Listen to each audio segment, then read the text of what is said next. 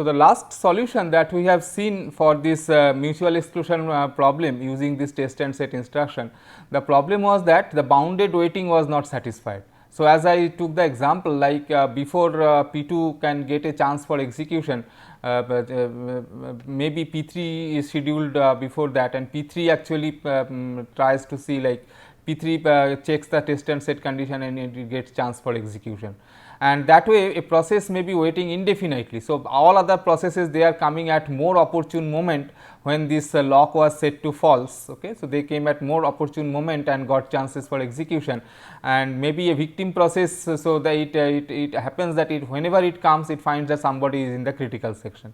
So, to avoid that type of situation, so we can have a condition in which this mutual exclusion is satisfied with this bounded, with this test and set. At the same time, this bounded waiting is also satisfied. So, how is it done? So, a process P I that executes, so its code is like this. First, it raises waiting I to be equal to true. So, it is waiting to enter into the critical section. It sets a variable key to be equal to true. Then it checks this, it goes into this while loop, checks for this lock value. So, if the lock was initially false, for the first process actually, then this key value becomes equal to false. This key value becomes equal to false. So, it comes out of this while loop, and then it sets the waiting to be equal to false. So, now this process is allowed to enter into the critical section. The P I was the first process, so it enters into the critical section. Now, after this process P I has finished its execution in the critical section, now who will get chance for execution? Now, in the previous solution that we had, so we did not put any condition like who will enter into the critical section next. What we did, we left it absolutely to the scheduler to pick up a process for execution, and whichever process is picked up for execution, it will find that lock is now available and it will enter into the critical section.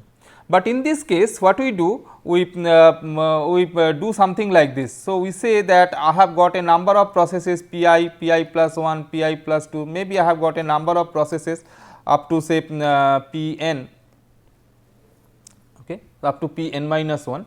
So, what we do? So, we check these processes in this sequence. We check the processes in this sequence I plus 1, I plus 2, n minus 1, and again P 0, P 1, like that. And then you see this j variable is set to be I plus 1 modulo n, and while j not equal to I and not of waiting j, so we increment j. So, we find out which process is waiting. So, if first j is I plus 1, so j comes here, and this P I plus 1, if it is not waiting, then j will advance to this one. Suppose this was waiting. So, in that case, so this will come out of this if j not equal to I and not of waiting j, and then so it will be coming out of this loop. So, if j is not equal to I, if j is, since j is not equal to I, so it will set waiting I j to be false. So, since it makes waiting j equal to false, so next time the process comes here, so it will be the I plus 2th process, that is the jth process here. So, when it will execute this section, so it will be finding that this while loop condition has become false, because by setting this waiting j equal to false. So, when j becomes equal to I plus 2, so this waiting I plus 2 has become false. So, when this P I plus 2 will be executing this particular statement waiting I plus 2, so waiting I plus 2 is already false. So, it will be through this critical section. So, it will be entering into the critical section. So, this is how it is done. So, it is actually trying to check which process after this who is waiting. So, it is checking in this order.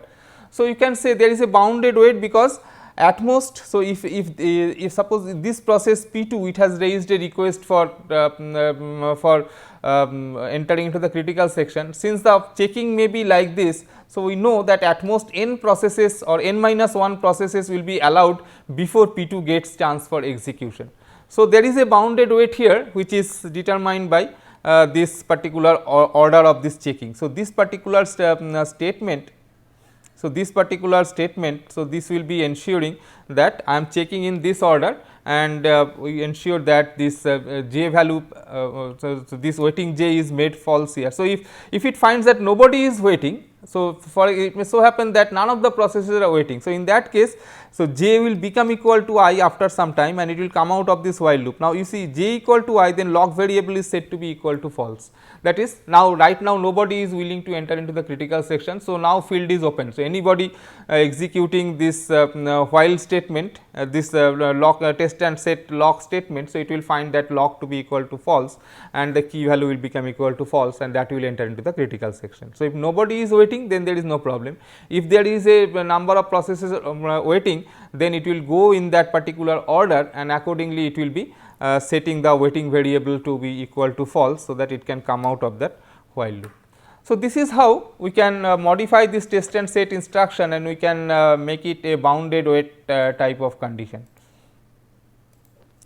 Next, we will see another statement which is known as compare and swap instruction. So, basically the swap instruction. So, this compare and swap, so this statement is like this. So, if you look into the meaning of the statement, again I should tell you that this whole thing is available at the processor level, and this whole thing is atomic. So, atomicity is ensured by the processor designer, that the whole thing is available. This compare and swap, if it is available as an instruction, so it is set to a value, it is set to be an atomic instruction. So, what are the things that we are passing? So, we are passing the address of a variable value, an expected value, and the new value. Next, an integer variable expected and an integer variable new value. So, in the variable temp, we are getting the content of the current value of. So, we have got a memory location whose name is value. Okay. So, this temp we get in this temp variable we get the value of this location. Then, if value is equal to the expected value, then value will be set to new value. So, we are passing an expected value here, and we see that if this one and this one, these two values match, in that case this new value will be copied into this value variable, and then this temp will be returned. So, whatever we are returning is definitely the old value of this memory location value, and we are setting it to new value if the value current value is equal to the expected value. So, this is the thing, the meaning of the statement. So, it is executed atomically and returns the original value of past parameter value, and set value to new value, but only if value is equal to expected. So, if the previous content of this variable value was equal to whatever we have passed as expected. So, if that is condition is satisfied, then only the value variable will be set to the new value. That is, swap takes place only under this condition. So, swap is happening only if we have got this new value, the expected value is same as the previous value that is stored in the variable value. Now, how this thing helps us in executing this mutual exclusion problem is like this. We share integer lock is initialized to 0, and then we do it like this while compare and swap address of lock 0 1. So, this is the expected value. So, this is the expected value, and this is the new value that we want to set. So, if the previous value of lock was equal to 0, in that case the new value of the lock will be set to 1. Otherwise, if the new value is already equal to 1, then we do not do anything. So, that is quite simple. So, there is nothing to be done. So, if compare and swap, so this instruction returns the previous value of lock, and the previous value of lock was 0, that means lock is not available, then we will be waiting in this while loop indefinitely. If it is if we find that this value is not equal to 0, so it is equal to 1. So, this lock variable was initialized to 1, and this particular instruction, so it will be returning the current value of lock, and if that lock value is 1, then it will be entering into the critical section. After finishing the critical section, it will set lock to 0, and then it will be going into the remainder section. Again the same thing. So, this ensures mutual exclusion, there is no problem with that, but bounded waiting is not satisfied, because if I have got a number of processes, so whichever process got scheduled, whichever process is more opportune, so got scheduled after the lock has been reset by the current process executing in the critical section. So, in that case it will be that process gets a chance to enter into the critical section. So, there is no bound on the number of times a process may be denied to enter into the critical section, and this solution definitely results in a busy waiting condition, because I am continually checking this compare and swap type of instruction, and by executing this instruction I am getting the previous value of lock and checking it whether it is equal to 0 or not. So, that way this solution is a busy wait type of solution. So, that is fine, and bounded wait is not satisfied.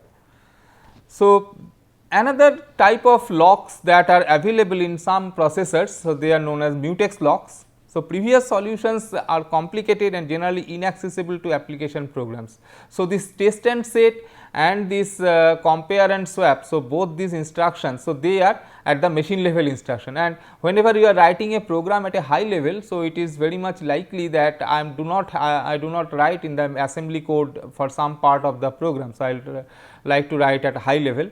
So, the naturally and the semantics, exact semantics that is there, so that is very much dependent on the processor designer. So, from processor to processor, this format and all they may vary a bit. So, it is difficult for a programmer to make a generalized program which will be running on all the systems. So, these solutions are complicated and generally inaccessible to application programmers. So, OS designers build software tools to solve this critical section problem. So, as a OS designer, our responsibility is, by looking into the facilities that are provided by the underlying hardware, underlying processor, we may develop some high level primitive that an application programmer may use for doing this solution, for solving the critical section problems. The simplest tool is the mutex lock. So, this is a type of lock, there is a boolean variable available associated with it to indicate that if the lock is available or not. So, this mutex lock, either it is available or it is not available. So, the two operations are available to access a mutex lock. So, there are two, one operation is called acquire. So, this is a boolean variable. So, mutex lock implementation, it has so you can think as if there is a memory location whose name is say available, this is an attribute, and there are two methods by which you can you modify this, one is the acquire, another is release. So, from an object oriented viewpoint, so you can look at this mutex lock as an object that has got a private variable data element called available, and it has got two public access routines, acquire and release. So, this acquire routine is like this. So, while not available, so it will be waiting there. So, any process calling this acquire routine will be put into an infinite loop if this variable available is equal to 0, if it is false. And after some time, so if available is true, in that case it will come out of this while loop, and then it will set available to be equal to false. So, any number of processes executing this acquire function, so it will be doing this check and it will be executing it, and then the release is nothing but available equal to true. Now, this mutex lock, so this is provided, and this operating system designer will ensure that this mutex lock, acquire routine and release routine, so they are executed in an atomic fashion. So, that has to be there.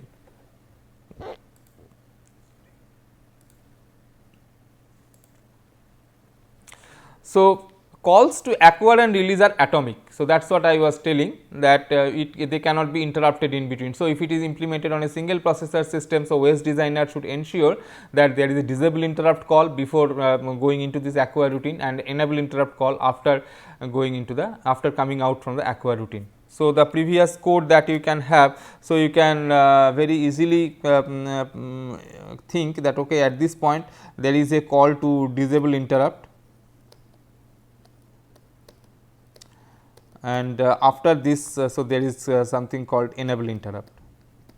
But of course, there are other issues, like if I am waiting in this loop, then so how this disable interrupt will disable all the interrupts. So, how this other process will be interrupted. So, that condition is there, but let us not go into that complicacy now. We will see how it is resolved slightly later, but so we can assume that we have got this mutual exclusion, this atomicity somehow ensured, this acquire and release state functions. So, they are implemented by hardware atomic instructions.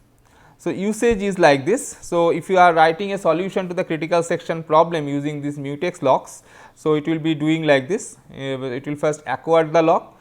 If the lock acquirement, so acquire lock, if this statement is true, that means the process has not been put into infinite loop waiting in the while statement. So, it entered into the critical section. After finishing the critical section, it will execute release lock. So, the lock will be released, then it will go to the remainder section, then while true. So, this way this process will be getting the mutex lock, and solution requires busy waiting definitely, because against that variable available, a process may be waiting. So, this type of lock, so they have given a technical name called spin lock. Okay. So, this is given a technical name called spin lock. So, there are many solutions that we will see that are doing this busy waiting. So, they are given the generic name called spin lock. So, that is fine. Now, next we will be looking into our data structure type based solution or data type variable based solution, which are known as semaphores. So, semaphores are synchronization tools that provide more sophisticated ways for processes to synchronize their activities. So, we have got a semaphore S as a variable. So, whenever I say that so for example, semaphore, so this is nothing but a data type. So, whenever I say semaphore, so in terms of programming language, it is nothing but a data type. Now, what do you mean by a data type? So, data type, when I want to specify, I have to tell two things. One thing is that the type, the value that it can contain,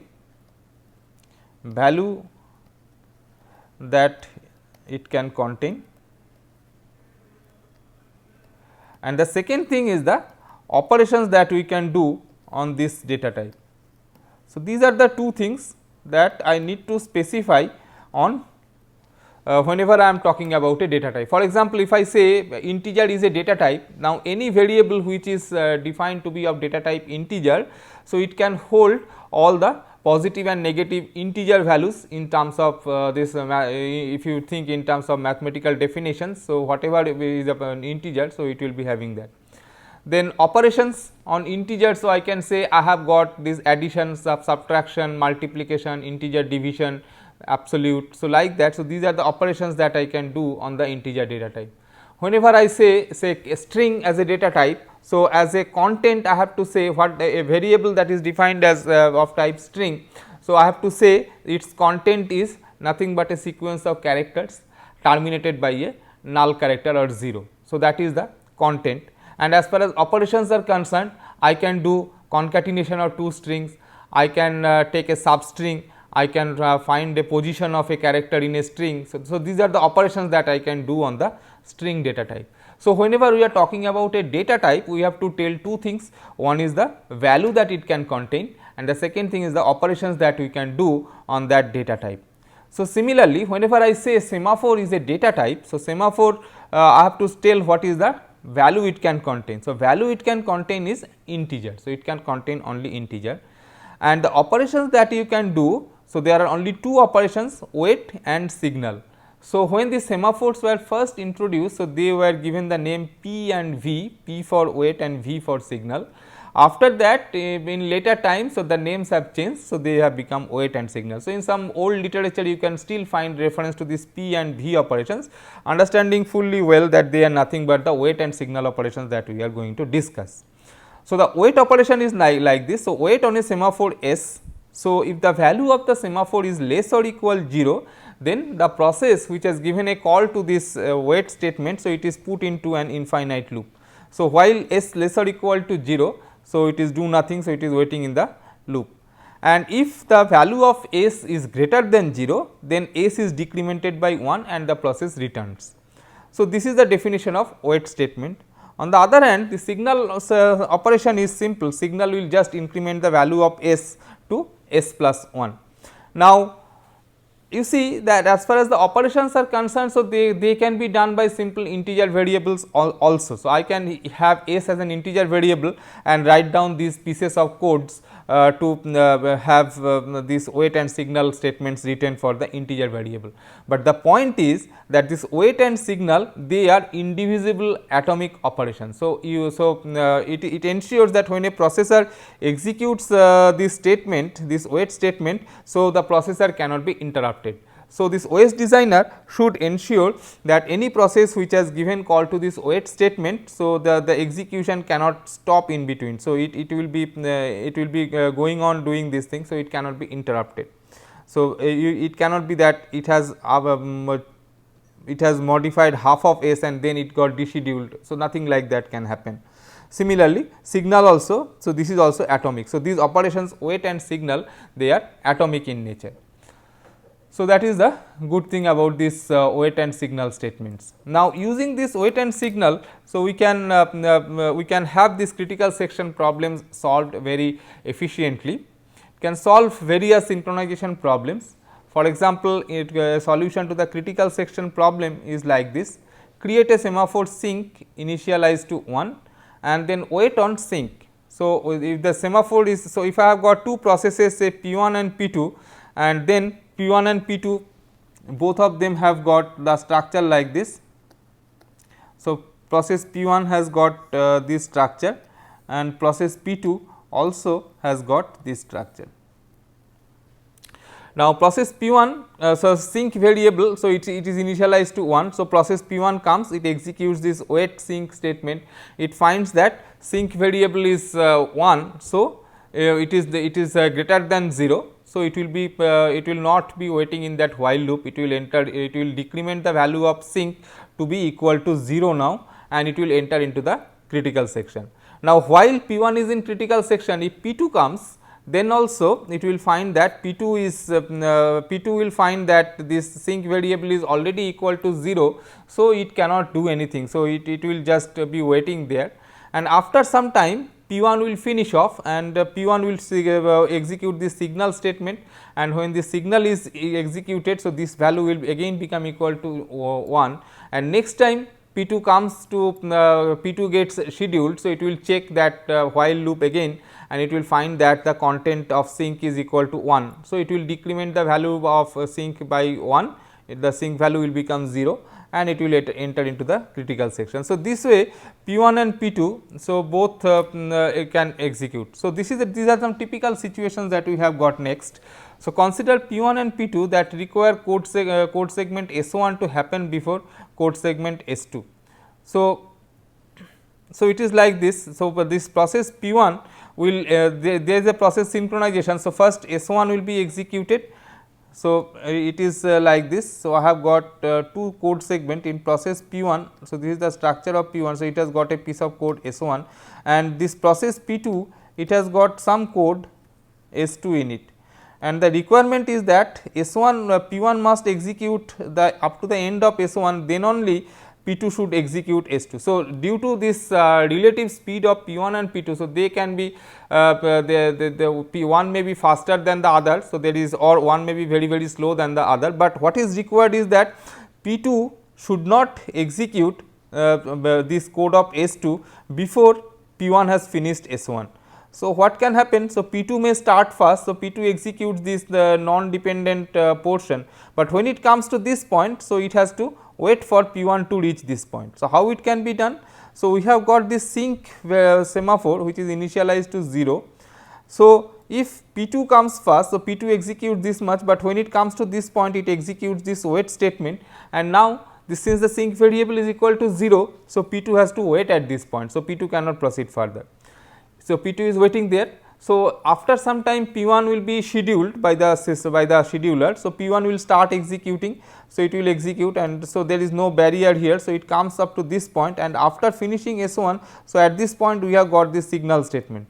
So, now the signal is done. So, sync variable becomes equal to 1. So, next time P2 comes, so P2 was waiting at this point. Okay. So, it will execute that wait statement and it will find that that the busy loop will be over for P2 now and it will be entering into this code S2. So, in this way we can do synchronization between two processes P1 and P2. So, P1 will be finishing off S1 and then only P2 will be starting to execute this S2. So, we can this way many synchronization problems can be solved using this semaphore type of variables. Now, there are two types of semaphores, one is known as a counting semaphore, another is known as a binary semaphore. A counting semaphore, integer value can range over an unrestricted domain. So, counting semaphore is the content the value of the variable can be any positive or negative integer. On the other hand, there is a binary semaphore which is a restricted version of counting semaphore. Here the integer value can range only between 0 and 1. So, this is same as a mutex lock. So, this is a simplified version, but I should tell you that we can implement a counting semaphore as a binary semaphore. So, we can implement a counting semaphore as a binary semaphore and a binary semaphore as a counting semaphore. So, both are possible. So, counting semaphore example. So, suppose we want to do this type of thing, like that is we want to allow at most two processes to execute in the critical section. So, we are a bit relaxed. So, the original version of the critical section problem, it said that only one process is allowed into the critical section. Now, suppose I have got a situation where there are two servers. Okay. So, there are two servers, server 1 and server 2. So, this is server 1 and this is server 2. Now, we want that so there is an entry gate and through this gate at most two processes can be there inside the critical section. So, the previously formulated solutions that we had, so that cannot solve this problem because that was allowing only one process to enter into the critical section. Now, I want to allow at most two processes. So, situation is the situation can be solved very easily by having this sync semaphore variable initialized to 2. So, if sync happens to be a counting semaphore, then it can take up any positive or negative integer values. So, initialize sync to be equal to 2. So, it executes this wait any process trying to enter into the critical section. So, it will execute this piece of code. So, it will wait on sync, the first process P1 comes. So, the sync variable it was equal to 2. So, it will decrement to 1 and this P1 will enter into the critical section. Another process P2 comes. So, P2 will execute this wait on sync. So, sync variable will become 0 and then P2 will also enter into the critical section. But now, if a process P3 comes, so it will execute this wait, but the semaphore variable has already become equal to 0. So, P3 will be made to wait at this point. So, P3 will not be entering into the server room. So, P1 and P2, so they will be finishing after some time, suppose P1 finishes. So, it will execute this signal statement. So, this variable will become equal to 1. Now, if P3 checks again, so P3 will find that this semaphore value has become equal to 1. So, it will be decremented to 0 and it will enter into the critical section, that is it will enter into the service room. So, this way I can have one solution to this to allow more than one processes into a critical section. Say we allow at most, so it ensures that at most two processes are allowed. So, if you have got in general at most k processes are allowed into the critical section. So, you have to initialize this sync variable to be equal to k, that can be done. So, next we will see how this semaphore can be implemented. Now, the problem is that semaphore, I have said that this is a data type. So, any operating system designer wants to implement semaphore, they have to do it by means of the underlying hardware facilities that are provided. So, it must guarantee that no two processes can execute the wait and signal statements on the same semaphore at the same time. So, I can have a number of semaphore variables. So, I have to ensure that only one process is allowed to do a wait or signal on a particular semaphore. Now, they can do on different semaphores, but on a particular semaphore only one of them. So, implementation becomes a critical section problem. So, this is you see that for solving critical section problem, we are going to another critical section problem. So, the underlying thing is that the semaphore access it has to be mutually exclusive. So, that becomes a critical section problem. So, this wait and signal code are placed in the critical section. This implementation is based on busy waiting in the critical section implementation. So, that is basically that implementation that we have got using this busy waiting sort of thing, checking the lock and all. So, implementation code is short, but little busy waiting if critical section is rarely occupied. So, if a critical section is short, then definitely this will be solution. But can we have a solution? We can have a better implementation for semaphore without busy waiting. So, busy waiting is not a good situation, because the processor time is unnecessarily wasted. The process is not allowed to enter into the critical section, but I am using the processor time. So, a better approach can be that the process is made to wait somewhere else, and the processor is doing can do something more fruitful. So, without you doing this busy waiting, can we solve this implementation problem of the semaphore? So, that we will see in the next class.